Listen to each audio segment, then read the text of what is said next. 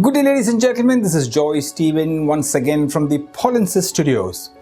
The Student Herald would like to have more case laws and wanted some videos on case laws just to give you an idea of how the immigration system in Canada works. And I'm going to come up with some case laws which I hope would be of interest to you. This case was initially dismissed by the Refugee Appeals Division, or the RAD. I'll be using these words very frequently in this video just to reduce the time of this video. RAD means Refugee Appeals Division.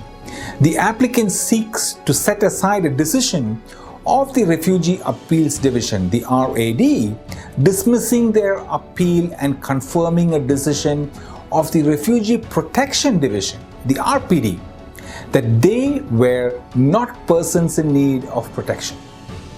The RAD clearly reviewed the decision of the RPD on the standards of reasonableness, and that most of the judges in this court, have held that to be an incorrect basis on which to conduct an appeal of an RPD decision.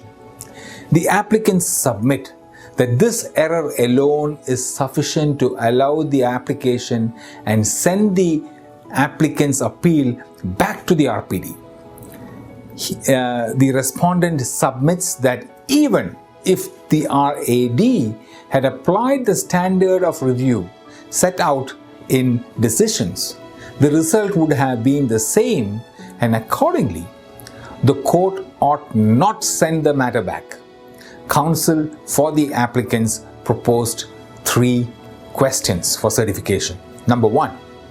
Within the Refugee Appeals Division, the RAD's statutory framework, where the appeal proceeds on the basis of the Refugee Protection Division, the RPD, record of the proceedings, what is the level of deference, if any, owed by the RAD to the RPD's findings of fact or mixed fact and law, which is there in page 4.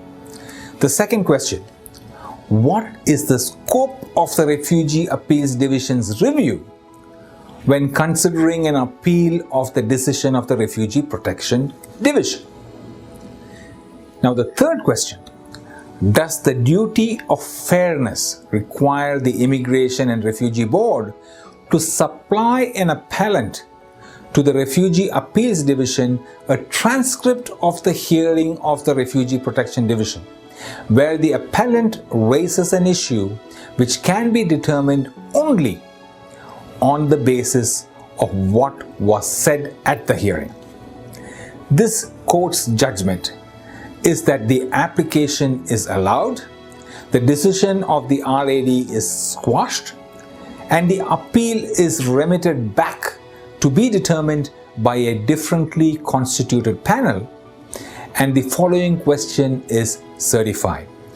What is the scope of the Refugee Appeals Division's review when considering an appeal of a decision of the Refugee Protection Division?